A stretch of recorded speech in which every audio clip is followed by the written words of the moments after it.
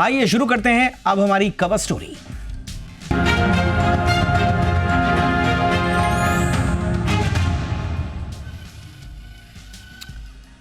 Dark pattern क्या है, इसे कितना समझते हैं आप? डार्क पैटर्न एक यूजर इंटरफेस डिजाइन रणनीति है जिसके जरिए ई कॉमर्स कंपनियां ग्राहकों को झांसा देकर उन्हें महंगे प्रोडक्ट खरीदने के लिए मजबूर करती हैं। इस अनफेयर ट्रेड प्रैक्टिस को रोकने के लिए सरकार की तमाम कोशिशों के बावजूद डार्क पैटर्न का खेल अभी जारी है। जी बिजनेस ने बहुत प्रमुखता से, प्रखरता से इस मुद्दे को उठाया है। डार्क पैटर्न की तमाम परतों को हमने खोला है और हमारी बात सरकार तक जब पहुंची उसके बाद इस पर मंथन शुरू हुआ। अभी भी सरकार इस पर काम कर रही है, लेकिन अब यह काम एक्शन में तब्दील हो चुका है। किस तरह के एक्शन अब सरकार ले रही है? कुछ कंपनीज को नोटिसेस भी सर्व हुए हैं, लेकिन कैसे डार्क पैटर्न, जो कि बहुत ही कॉम्प्लिकेटेड एक पूरा का पूरा इकोसिस्टम है, इसकी तह तक सरकार कैसे जाएगी और कैसे निकालेगी वहां से कंज्यूमर्स को? क्योंकि कंज्यूमर्स को at the end of the day in कंपनियों की ओर से बहुत ही सोफिस्टिकेटेड टेक्नोलॉजी और मैनिपुलेशंस के थ्रू ठगा जाता है, जो किसी की समझ में आम तौर पर आते नहीं। ऐसे पैटर्न्स को ही डार्क पैटर्न कहते हैं। पहले आप ये रिपोर्ट देखिए, मैं लौट रहा हूं खास मेहमानों के साथ और एक बार फिर आज जी बिजनेस पर हम डार्क पैटर्न्स की परतें खोलेंगे, आपको समझाएंगे कि कैसे आपको बचना है और सरकार का इस पर फाइनल एक्शन क्या है। आप भी क्या कभी डार्क पैटर्न का शिकार हुए हैं? शायद हुए हों और आपको पता भी ना चला हो। आखिर डार्क पैटर्न कौन सी बला है जो आपकी किसी प्रोडक्ट की खरीदारी से जुड़ी मनोदशा को प्रभावित करती है और इसका सीधा लाभ कंपनियां अपने कारोबारी फायदे के लिए उठाती हैं। यही वजह है कि सरकार मामले में एक्शन मोड में है। सरकार ने आज करीब 50 स्टेक होल्डर्स के साथ एक अहम बैठक की। सरकार ने मामले में सख्ती दिखाते हुए डार्क पैटर्न से ग्राहकों को भ्रमित करने वाली 11 कंपनियों को नोटिस भेजा है। वहीं सरकार ने साफ किया है कि डायनेमिक फेयर को लेकर जांच की जाएगी। Whatever the message, the consumer interest is the paramount. That message has been very firmly communicated, and they have also promised that in future they will abide by the guidelines issued as far as the dark pattern is concerned on the e-commerce platform. तो चलिए पहले समझते हैं क्या है dark pattern. दरअसल dark pattern एक प्रकार की यूजर इंटरफेस डिजाइन रणनीति है जो ग्राहक को जल्दबाजी में प्रोडक्ट खरीदने संबंधी निर्णय लेने के लिए मजबूर करती है। इसके लिए कंपनियां मौजूदा कीमतों को तय करने में एल्गोरिदम का इस्तेमाल करती हैं, जैसे किसी खास उत्पाद पर कोई कितनी बार विजिट कर रहा है, क्या उस उत्पाद को लेकर लोगों में रुझान ज्यादा दिख रहा है। उस उत्पाद के प्रति रुझान बढ़ाने के लिए कंपनियां ऐसे हथकंडे अपनाती हैं और ग्राहक की उत्पाद खरीदने को लेकर उसकी तत्कालिक मनोदशा को काबू में करने की कोशिश करती हैं। इसके लिए लिमिटेड समय के लिए छूट सीमा को आमतौर पर कंपनियां हथियार बनाती हैं, खासकर सीमित समय के लिए, या ये छूट केवल कुछ ही समय के लिए है, जैसे शब्दों को बैसाखी बनाकर कंपनियां ग्राहकों को प्रोडक्ट खरीदने के लिए मजबूर करती हैं और उन पर जल्द निर्णय लेने का दबाव बनाती हैं और इस पूरी प्रक्रिया को डार्क पैटर्न कहते हैं। डार्क पैटर्न का खेल यहीं खत्म नहीं होता। अब आपको इसके आगे का खेल समझाते हैं। दरअसल इसके जरिए कंपनियां न केवल ग्राहकों के डाटा को इकट्ठा करती हैं, बल्कि कई मामलों में ये प्रोडक्ट के अच्छे रिव्यूज को दिखाकर ग्राहकों को भ्रमित करने का काम करती हैं। सच्चाई ये होती है कि जो रिव्यू ग्राहक देखता है उनमें से अधिकांश पेड होते हैं। अब आपको डार्क पैटर्न के एक और खेल को समझना जरूरी है और ये है एक प्रोडक्ट के साथ दूसरे प्रोडक्ट को बेचने का खेल। इसके लिए कंपनियां संबंधित प्रोडक्ट के साथ एक और प्रोडक्ट कम कीमत पर दिखाती हैं ताकि ग्राहक झांसे में आ जाए और दूसरे प्रोडक्ट भी खरीद ले। खासकर ऑनलाइन शॉपिंग में इस तरह का मैनिपुलेशन खूब चलता है। तो जनाब, ये है डार्क पैटर्न का पूरा काला कारोबार। अब सवाल उठता है कि सरकार की ये सख्ती क्या डार्क पैटर्न के खेल का खात्मा कर पाएगी? ब्यूरो रिपोर्ट, जी मीडिया। बहुत ही खास मेहमान आज हमारे साथ जुड़ चुके हैं। स्वागत करते हैं बिजॉन मिश्र सर का, जो कि जाने माने कंज्यूमर पॉलिसी एक्सपर्ट हैं। बहुत बहुत स्वागत है बिजॉन सर आपका हमारे शो पे। सर, अब गवर्नमेंट बैठक कर रही है, कुछ कंपनीज को नोटिसेस भी गए हैं, लेकिन मुद्दा इतना कॉम्प्लिकेटेड है कि गवर्नमेंट को भी मुझे लगता है कि बहुत ज़्यादा रिसर्च के बाद, बहुत ज़्यादा सहमतियों असहमतियों के बीच में, बहुत ज़्यादा मंथन के बाद आगे ही बढ़ना होगा। लेकिन सर, कितना ज़रूरी है इस वक्त गवर्नमेंट के लिए तुरंत इस पर एक्शन लेकर कुछ पॉलिसी फ्रेमवर्क बनाने की? थैंक यू दीपक भाई, पहले तो आप लोगों को सबको बधाई। Thank you sir. कि आप लोग ने मुहिम छेड़े, ये कैंपेन उठाया, आपने हमको भी इनवाइट किए थे चर्चे में। Yes sir. और हम लोग इसको लेकर आगे सुझाव दिए कि किस ढंग से हम लोग को आगे बढ़ना चाहिए। और आज तो बहुत ही अच्छा एक स्टेप कदम हम देखें कि मंत्री जी खुद ही एक बैठक किए, एक राउंड टेबल किए, जितने स्टेक होल्डर्स हैं उनके साथ मिलकर।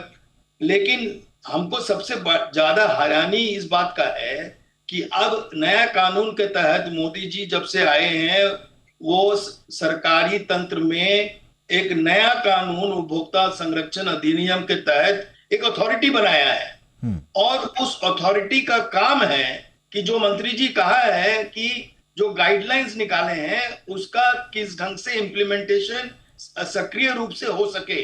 केवल प्रॉमिस करके ये लोग बैठक में चले जाते हैं, लेकिन जब उनका मतलब इम्प्लीमेंटेशन का बात होता है तब सब लोग उसी धैर्य से उसी को चला रहे हैं जहां लोगों को भ्रमित रूप से, मिस्चीवियस रूप से, डिसेप्टिव रूप से, डार्क पैटर्न की जो परिभाषा है उसके ढंग से अनफेयर ट्रेड प्रैक्टिस कमिट करके लोगों को जबरदस्ती वो चीज बेचते हैं जो नहीं चाहते हैं। अब हम लोग कई उदाहरण आपको दे सकते हैं। जैसे आप यदि रेल टिकट बुक कर रहे हैं, आपको इंश्योरेंस लेना है रेल टिकट ट्रैवल में, वो लोग पहले से टिक कर देते हैं, आपको अनटिक करना पड़ता है। ये गलत है। यदि हमको चाहिए इंश्योरेंस तो हम टिक करेंगे। आप पहले से कैसे उस बॉक्स को टिक करके आप हमको जबरदस्ती इंश्योरेंस बेच देंगे जो हमको मालूम भी नहीं है कि इंश्योरेंस इंक्लूड हो रहा है हमारे टिकट के वैल्यू। तो इस ढंग से कई जो प्रक्रियाएं हैं वो एक भ्रामक रूप से उपभोक्ताओं से एक एक्स्ट्रा चार्ज ले लिया जाता है। जैसे आप यदि कोई भी एयरलाइन में ट्रैवल कर रहे हैं, ऑनलाइन में आप सीट चाहते हैं, आपको सीट बेगर कॉस्ट का नहीं मिलेगा। आपको जो भी फ्री सीटिंग दिखाएंगे वो लोग, वो केवल मिडिल सीट्स है, केवल वो सीट्स हैं जो कोई नहीं बैठना चाहता है जिसपे। तो हम ये कहना चाह रहे हैं कि हम यदि पहले से निर्णय लेते हैं कि हम एयरलाइन में ट्रैवल करेंगे, हमको विंडो सीट चाहिए, तो क्यों हम इसके लिए एक्स्ट्रा पैसे देंगे?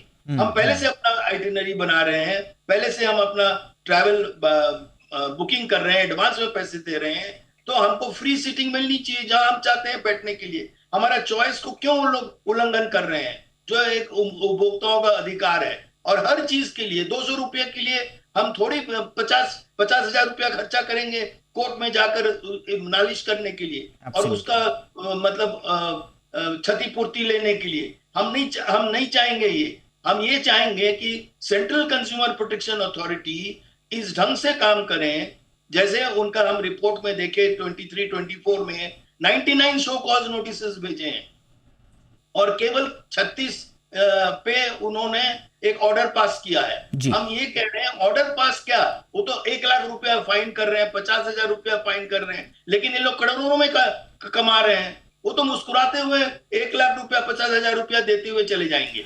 Absolutely sir, absolutely sir, absolutely. जो इनसफिशिएंट पेनल्टीज हमने देखा है पूरे उसमें, इसमें थोड़ा सा जागी तो है गवर्नमेंट, ऐसा नहीं है।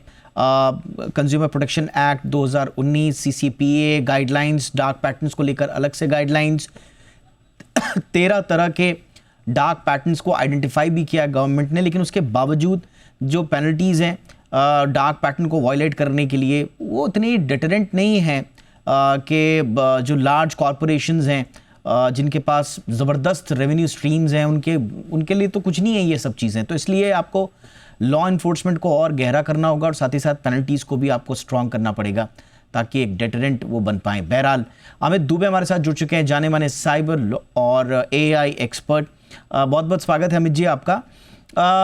थोड़ा सा आपको लग रहा है कि गवर्नमेंट को अब थोड़ा सा समझ में आ रहा है कि बेसिकली ये पूरा डार्क पैटर्न कंपनीज करती कैसे हैं। 13 तरह के डार्क पैटर्न जैसे हमने बताया पिछले साल जो है आइडेंटिफाई किए गए थे। हमने एक मुहिम चलाई थी, उसके बाद कम से कम आइडेंटिफिकेशन हुआ, बाकायदा प्रेजेंटेशन हुई थी मिनिस्ट्री की ओर से। अब 11 कंपनीज को नोटिस भी गए हैं, तो आपको लग रहा है कि गवर्नमेंट सही दिशा में जा रही है? बिल्कुल, कम से कम गवर्नमेंट को ये चीज समझ में आई कि ये जो चीजें हो रही हैं ये गलत है और इससे कंज्यूमर बेनिफिट्स को नुकसान पहुंचता है। कंज्यूमर को एक तरह से फोर्स किया जाता है कुछ चीजें करने के लिए जो एथिकल लगती हैं लेकिन एक्चुअली गलत प्रैक्टिसेस हैं। इसको पहले ग्रोथ हैकिंग टेक्निक कहा जाता था। जो हमने 13 चीजें आइडेंटिफाई की थी, एक तो अर्जेंसी दिखा देना है, कुछ कॉस्ट छुपा देना है, अचानक से कोई चीज ऑफर करने लगना है जो पहले उसमें एडिड नहीं थी, तो ये कंफ्यूजन क्रिएट करना है। लैंग्वेज जो होगी वो थोड़ा सा घुमा फिरा के होगा। मैं आपको बताऊं कि जो रेरा कानून आया था वो आया था कि बिल्डर्स लोगों पर थोड़ा सा सिकंजा कसा जाए और लोगों को किसान फ्रॉड ना हो जो लोग पैसा लेकर डिलीवरी नहीं करते थे। पर रेरा कानून आने के बावजूद वही हो रहा है। आज आप देख लीजिए नोएडा के अंदर ही कम से कम कितनी बिल्डिंगें हैं जो बिल्डर डिलीवर नहीं कर रहा है, और रेरा है और सब है, और उसके बावजूद जो बायर्स है वो 2-2 साल से परेशान। तो ये तो दिख रहा है सामने कि आप चाहे कोई स्ट्रॉन्ग कानून भी लेके आते हो तब भी वो लूपहोल्स निकाल के कुछ ना कुछ बच निकलते हैं, और उसके बाद जब तक कानूनी प्रक्रिया होती है लाखों करोड़ों का नुकसान हो चुका होता है। इसी तरीके से मैं आपको एग्जाम्पल दूं, अभी सर ने बताया एयरपोर्ट पर एक पर्टिकुलर जो एजेंसी है, मैं उसकी फ्लाइट लेके जा रहा था, और नॉर्मली मैं बहुत फ्लाइट लेता हूं तो कभी कोई ऐसी दिक्कत नहीं हुई, पर मैं बता रहा हूँ कैसे हिडन प्रैक्टिस शुरू होती है। और स्पाइस जेट की फ्लाइट में मुझे अचानक से, जब मैं बोर्डिंग करने के लिए जा रहा था, तो उन्होंने मैं हमेशा एक ही बैग लेके चलता हूँ, उसको वेट किया तो उसमें 1 किलो वेट ज्यादा निकला। तो मेरे से बोलते हैं सर आप इसको पेमेंट करना पड़ेगा। तो मैंने कहा इसको आप चेक इन कर दीजिए।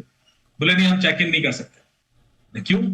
इंडिगो में हर जगह करते हैं, आपको क्या दिक्कत? बोले हमारे यहाँ नहीं है पॉलिसी, आपको पेमेंट करना पड़ेगा। तो मैंने कहा अच्छा ठीक है पेमेंट बता दीजिए। तो बोले 4500। मैंने कहा उधर की तो मेरी फ्लाइट नहीं है ये फैक्ट है। अब उनसे बहस कर रहा हूँ। मैंने कहा यार जितने की फ्लाइट नहीं होता ना, कैसे चार्ज कर सकते हो आप 1 किलो का? मैं निकाल देता हूँ।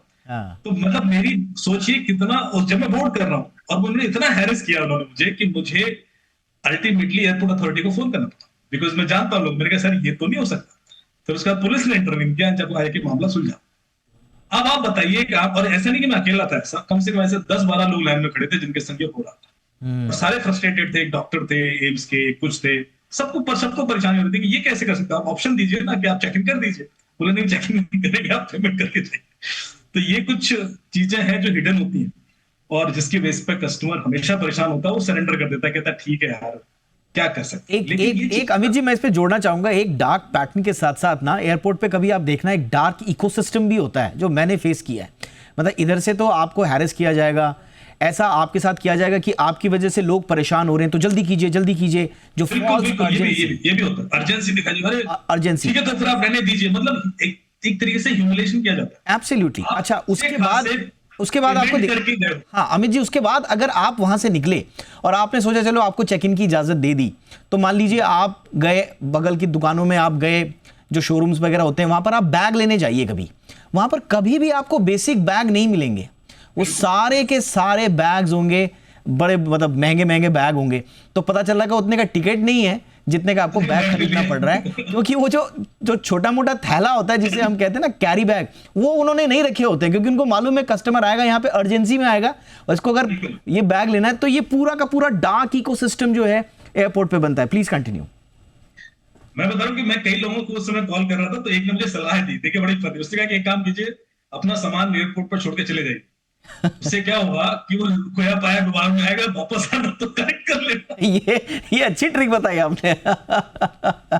अब सोचिए कि ऐसा और ऑफिस में होता रहा है, लोग तैयार। तो मैंने कहा यार, मैं कह रहा हूँ कि मैंने कोई बैग चेक इन नहीं किया है, मैं एक छोटा सा बैग लेके जा रहा हूँ, उसमें 1 किलो ज्यादा है, ठीक है उसको आप चेक इन कर लो। नहीं तो ये जो इस तरह की चीजें हैं, और जैसे कि बाकी चीजों में देखा जो टिक बॉक्स होते हैं, जो आप लगातार जो डिफॉल्ट इनेबल होते हैं कई सारे एप्लीकेशंस में, वो बहुत परेशान करते हैं। जैसे कि रेलवे का उन्होंने एग्जांपल दिया, एक ऑप्शन दिया था रेलवे ने कि आपका यदि ट्रेन का टिकट कंफर्म नहीं होगा तो आपको अगली ट्रेन में ऑटोमेटिक वो कर दिया जाएगा, टिकट कंफर्म कर दिया जाएगा। अब आपका डिफॉल्ट ऑप्शन टेबल है, मैंने टिकट कराया 14 का 14 तारीख का, मुझे तो 14 को ही जाना है ना, वो टिकट कंफर्म कर दिया उन्होंने 17 तारीख का।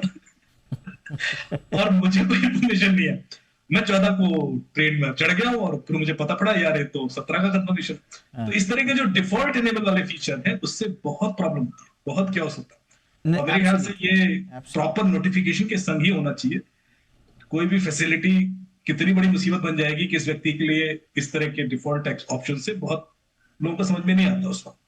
एब्सोल्युटली एब्सोल्युटली एंड एक तो आप फाइन प्रिंट जो है वो इतना आदमी नहीं देखता है कि जब उसको अगर कोई टिकट वगैरह बुक करनी होगी, और इसके अलावा जो एम्बिग्विटी इन डेफिनेशंस है कि भाई एग्जैक्टली कंज्यूमर को जो आप सर्विस देने वाले हैं उसकी वजह से उसको इन्फॉर्म चॉइस लेने के लिए जितनी इंफॉर्मेशन चाहिए होती है उतनी उनके पास होती नहीं है।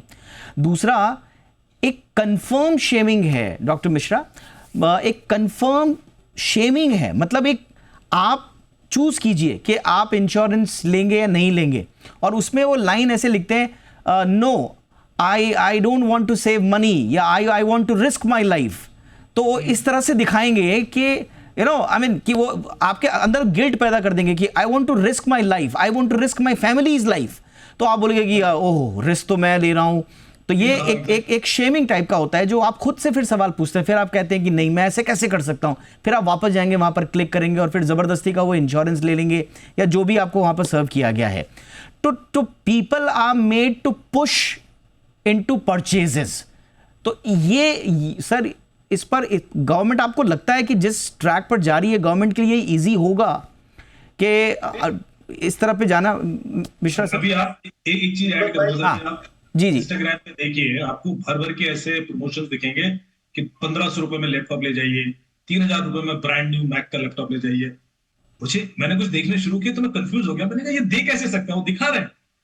तो मैंने एक इंक्वायरी के लिए एक लड़का लगाया, मैंने जरा चेक करो कैसे दे रहे हैं, 3,500-4 हजार में कोई लैपटॉप कैसे दे सकता है। तो पता पड़ा कि पूरा फ्रॉड है। और इसमें क्या होता है कि आप जब उसको कॉन्टेक्ट करते हो फिर इवेंचुअली वो महंगे बेचता है, लेकिन ये एक बेट है जो एक लालच दिया जाता है। इसी तरह से रियल एस्टेट में चल रही है, इतने वीडियोस मिलेंगे आपको कि बिल्कुल सस्ता ले जाइए। वो सस्ता वाला तो एक ऑप्शन होगा जो बिल्कुल कभी आप एक्सेप्ट ऑफ कोर्स नहीं करेंगे, बट ये गलत है। मतलब आप किसी को, मैं इसीलिए कह रहा हूँ ना, इसमें इतनी लेयर हैं दुबे जी, इतनी लेयर हैं। मिश्रा सर, इतनी लेयर्स हैं इसमें कि गवर्नमेंट के लिए पूरा एक इकोसिस्टम चाहिए पहले इनको समझने का, क्योंकि ये बड़ी बड़ी कंपनीज हैं सर, इनके तो बड़े बड़े लॉयर्स होंगे और वो कोर्ट में खड़े होके ये बात को साबित कर सकते हैं कि ये जो हम कर रहे हैं वो ठीक है। बट सर गवर्नमेंट की चुनौती सर कानून की नजरिए से कितनी हो जाएंगी मिश्रा सर? दीपक भाई, हम लोगों को कानून में सुधार लाना चाहिए, नंबर 1। नए रेगुलेशंस लाने चाहिए ताकि इस ढंग के जो भ्रामक रूप से बेचा जा रहा है वो रुक जाए। फिर एक सर्वेलेंस मैकेनिज्म होनी चाहिए, ऑडिट रेगुलरली, सरकार को एक्सपर्ट्स को एंगेज करके, प्रोफेशनल्स को एंगेज करके रेगुलरली वेबसाइट्स विजिट करके देखना चाहिए कि कौन किस ढंग से गैर कानूनी रूप से बेचने का कोशिश कर रहा है। और जहां उन लोग पाते हैं कि कोई भी इस ढंग का काम कर रहे हैं तो उनको तुरंत एक्शन में आना चाहिए और उनको उस ढंग से ऑर्डर्स देना चाहिए कि वो पालित हो जाए इमीडिएटली। इसे हम लोग ये नहीं इंटरेस्टेड है कि आप कितना 1 लाख या 50,000 रुपया मुआवजा कलेक्ट कर लिए हैं, रिकवरी लिए हैं, शो कॉज नोटिस इशू किए हैं। हम लोग ये चाहते हैं कि एक आम कंज्यूमर को मतलब चीटिंग ना हो, उनके ऊपर धोखाधड़ी नहीं हो, वो बेचारे को सरल उपाय से सामान या सेवा बेचा जाए, ये कोशिश होनी चाहिए। और इसके लिए रेगुलर ऑडिट होनी चाहिए, सीसीपीए में प्रोफेशनल्स को एंगेज करके रेगुलर ऑडिट करना चाहिए। रेगुलरली उनको कहना चाहिए कि इसको आप वेबसाइट से उतारिए, बिकॉज आप देख रहे हैं कि जो 1500 रुपया में सीट बेच रहे हैं वो लोग, दिल्ली टू बॉम्बे 1500 रुपया, लेकिन आपको कभी वो सीट मिलेगा नहीं। लेकिन वो क्यों बेच रहा है? क्योंकि वो चाह रहा है कि कस्टमर हमारे वेबसाइट में आए, वो 1500 रुपया का लोभ पे आए, और उनको सीट जब नहीं मिलेगा तो नेचुरली वो 4,000-5,000 रुपया जो नॉर्मल टिकट वैल्यू है उस पे वो लोग लेंगे, क्योंकि लोगों के पास समय भी नहीं होता है कि हम 10 जगह शॉपिंग करें। और जितने पोर्टल्स हैं, जैसे मेक माई ट्रिप हुआ, इजी ट्रिप्स हुए, जितने पोर्टल्स हैं, ये सारे पोर्टल लोगों को भ्रामक रूप से बेच रहा है। हम आपको कहेंगे कि कोई भी एक मतलब आम आदमी इसको समझ सकेंगे, लेकिन वो लोग इस ढंग से करते हैं कि कभी कभी हम लोग उसका एक विक्टिम बन जाते हैं। तो इसीलिए सरकार को इसमें हस्तक्षेप करना चाहिए, सरकार को एक स्ट्रिक्ट कदम लेना चाहिए। केवल show cause notice is not the answer. हम बार बार बोलते हैं सरकार को, show cause notice is not the answer, absolutely heavy penalties, ताकि वो लोग दोबारा उसको ना करें। और उन लोग यदि हाई कोर्ट जाए, वो लोग यदि सुप्रीम कोर्ट जाए, तो आप बेस्ट ऑफ लॉयर एंगेज करके इस ढंग के जो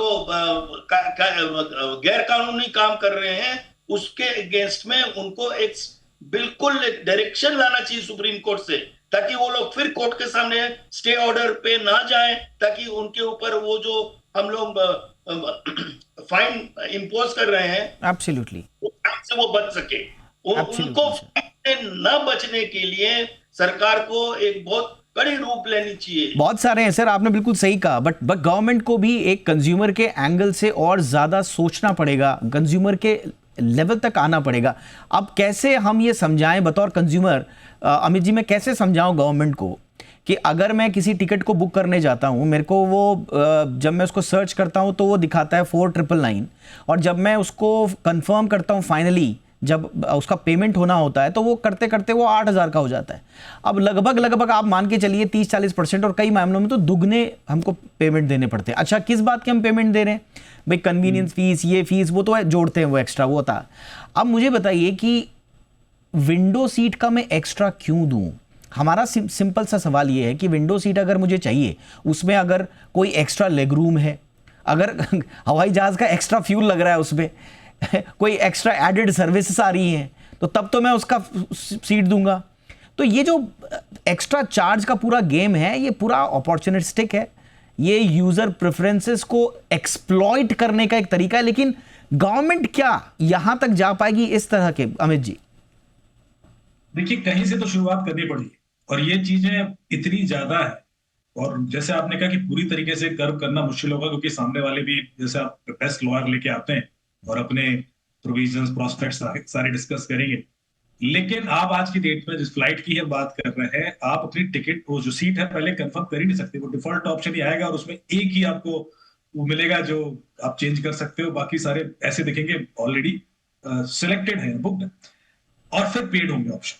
तो ये जो चीजें हैं ये सारे लोग देख ही रहे हैं, और ये फिर भी मैं एक बार इग्नोर कर लूं, पर बहुत सारे ऐसे इंपैक्ट हैं जिसमें सीधे सीधे कंज्यूमर का नुकसान हो रहा है। मैंने आपसे कहा कि रियल एस्टेट में रेरा के बाद मेरे पास इतनी कंप्लेन पड़ी है कि बिल्डर से नहीं दिए, 2-2 साल से नहीं दिए, अब वो प्रलोभन दिए, झूठ बोल रहे हैं, सब कर रहे हैं, और उसके बाद लोग उसमें फंस गए।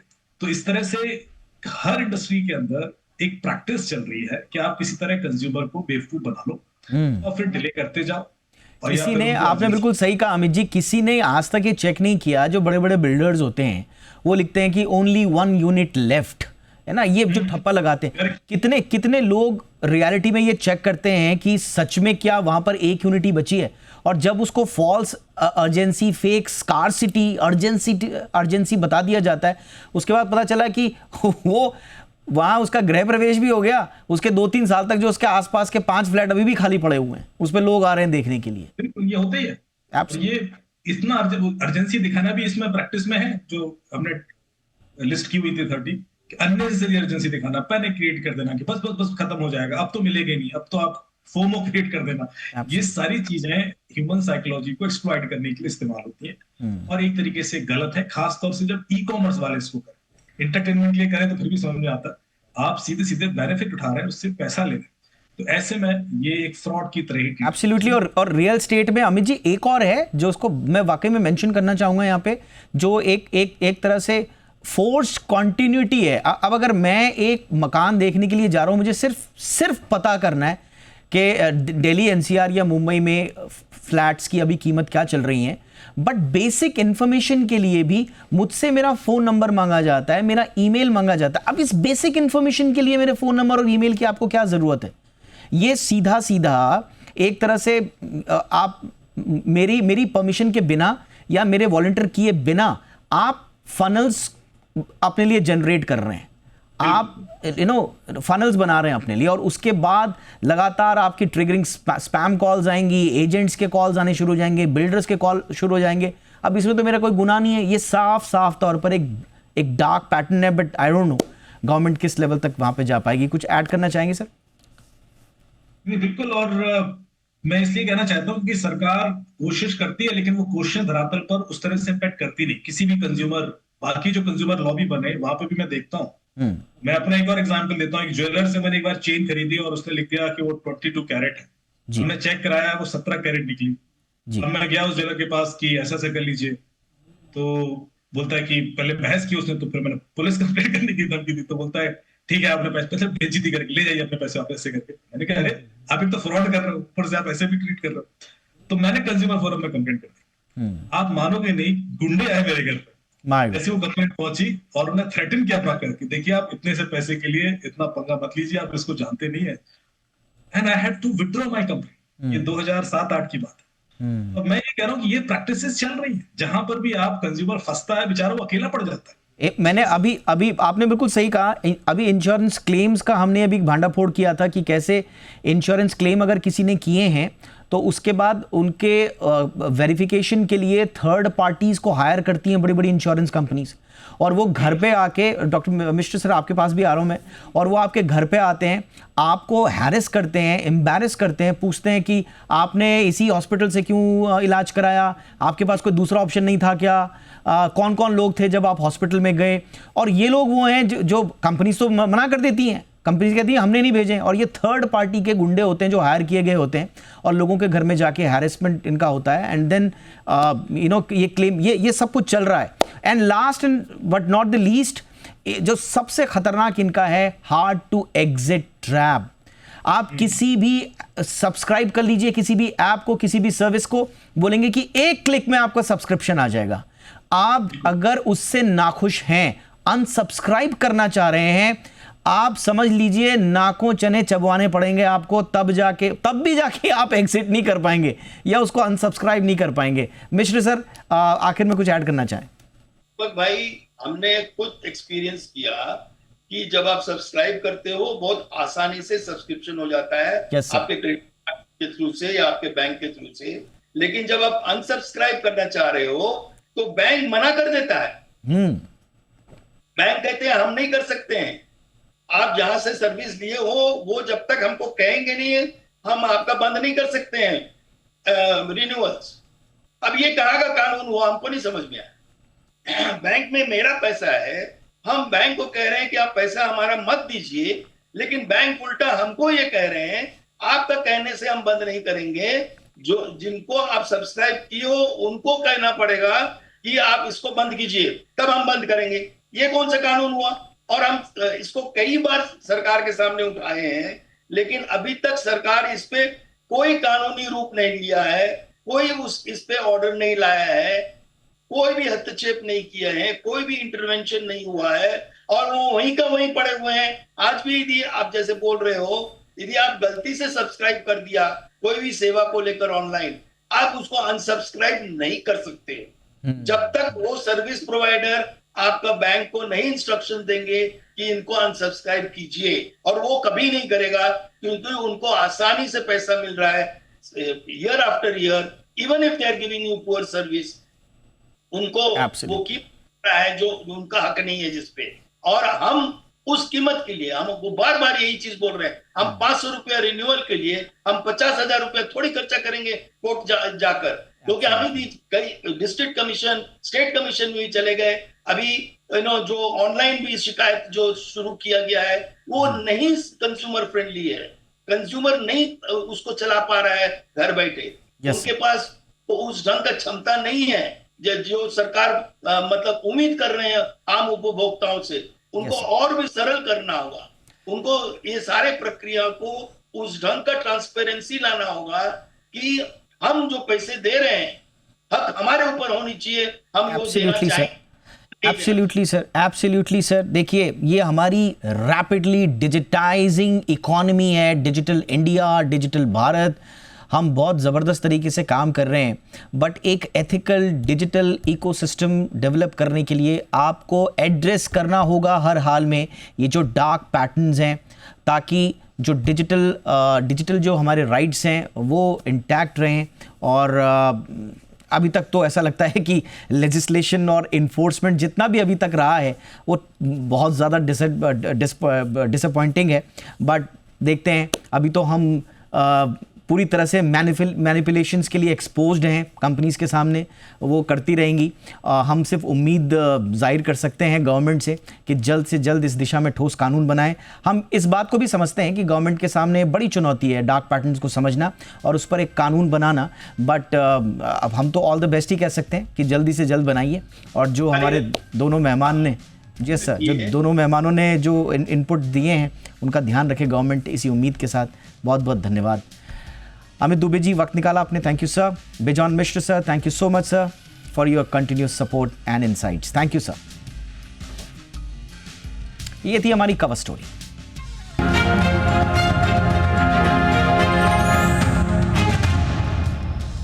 एक छोटा सा ब्रेक के उस पार कुछ और खबरें।